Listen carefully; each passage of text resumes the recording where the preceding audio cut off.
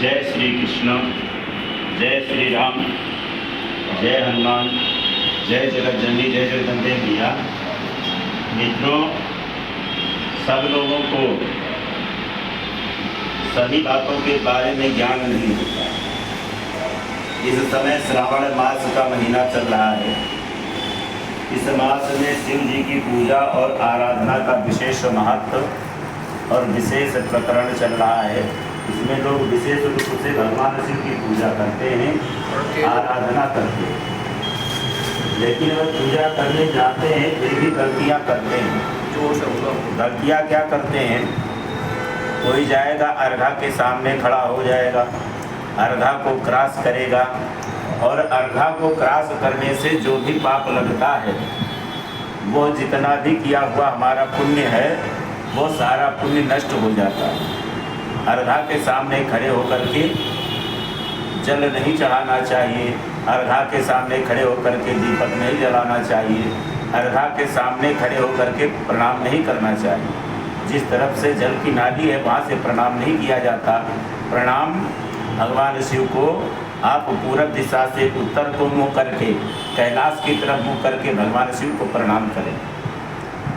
उनको पूरब दिशा से पश्चिम को मुँह करके या पश्चिम दिशा से पूरब को मुँह करके या दक्षिण दिशा से उत्तर को मुँह करके भगवान शिव को जल चढ़ाएं, उनका अभिषेक करें, उनका पूजन करें।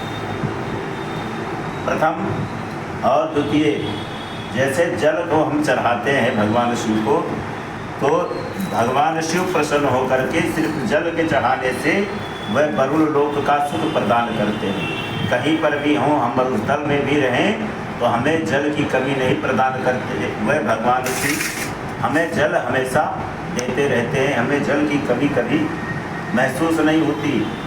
दूसरी बात, दूध हम चढ़ाते हैं। दूध क्यों चढ़ाते हैं? भगवान शिव को दूध चढ़ाने से संतान सुख की प्राप्ति हो। जिसके पास संतान नहीं होता है वह संतान की प्राप्ति के लिए गाय के दूध से भगवान शिव का अभिषेक करें। दूसरा, दही चढ़ाते हैं। अब लोगों को ये ही नहीं पता है कि हम दही क्यों चढ़ाते। दही से अभिषेक करने पर, दही चढ़ाने से भगवान शिव प्रसन्न होते हैं और ऐश्वर्य की प्राप्ति का प्रदान करते हैं। और अगर हमारे शरीर में किसी प्रकार की दिक्कत है, जैसे गैस्ट्रिक रूपी प्रॉब्लम, गैस बनता है, कब्ज बनते हैं हमारे शरीर में, तेजाब बनता है हमारे पेट में, तो दही के चढ़ाने से भगवान शिव को वह गैस की बीमारी नष्ट होती है और जो है ऐश्वर्य की प्राप्ति। फिर तीसरा, घी क्यों चढ़ाते हैं? घी के चढ़ाने से भगवान शिव प्रसन्न होते हैं और उनकी जो काया है वो चिकनी और स्वस्थ हो जाती है, सुंदर हो जाती है। सुंदर स्वस्थ शरीर प्राप्त करने के लिए भगवान शिव को घी से स्नान कराना चाहिए।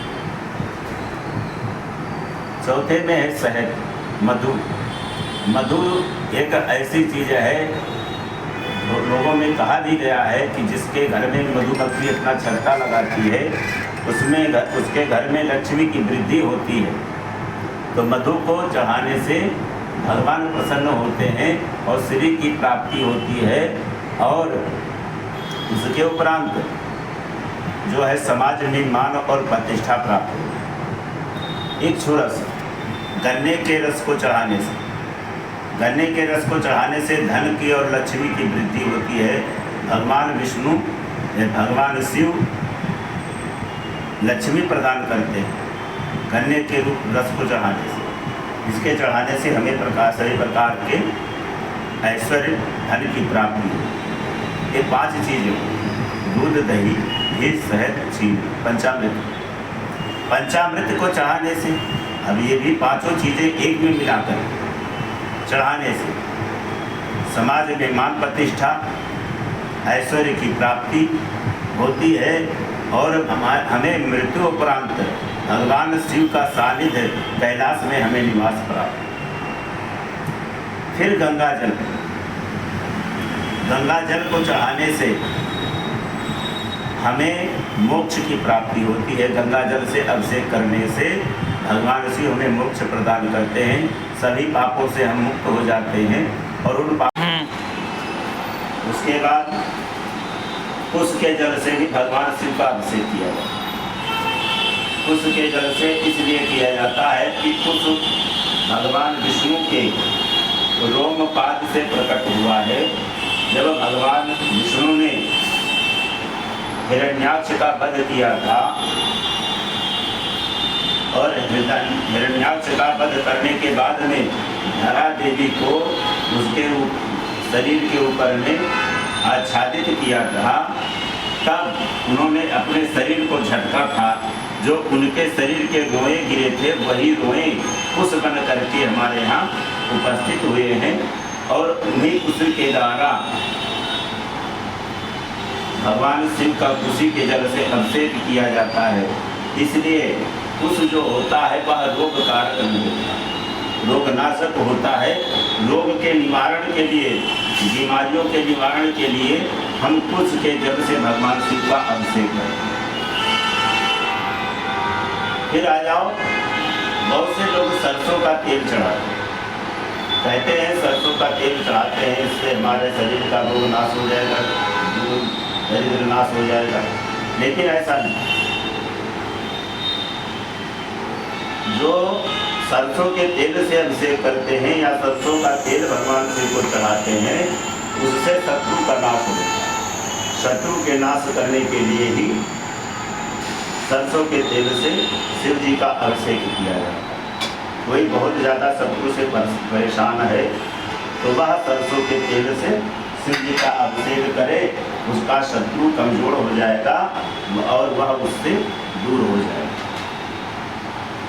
मित्रों, अब आगे चलते हैं। कहते हैं त्रिजलम त्रिगुणाकारं त्रिनेत्रम च त्रिधायुधम त्रिजन्म पाप संहारम बिल्वपत्रं शिवार्पणम्। अब भगवान शिव को बेलपत्र चढ़ाने से क्या फल प्राप्त होता है? 3 दल का है और 3 प्रकार के गुण हैं उसमें, और भगवान शिव त्रिनेत्रधारी हैं। बेलपत्र भगवान शिव का मान लिया जाए कि तीनों नेत्र। बेलपत्र भगवान शिव पर चढ़ाया जाए, तीनों जन्मों के पाप नष्ट हो जाते हैं और वह पाप नष्ट करने के लिए बेलपत्र को चढ़ाया जाता है। और 3 लोगों की ऐश्वर्य भगवान शिव प्रदान करते हैं। वह कभी न कभी जीवन में अगर हमारे नहीं मिला है, इस जीवन में नहीं मिला, तो आगे चल करके भविष्य में हमें प्राप्त होगा, ये विश्वास रखना चाहिए। मित्रों, आज तक की इतनी जानकारी। फिर आगे के लिए जय श्री राम, जय हनुमान, जय राधेश्याम, जय भोलेनाथ, हर हर महादेव, जय जय श्री कृष्ण।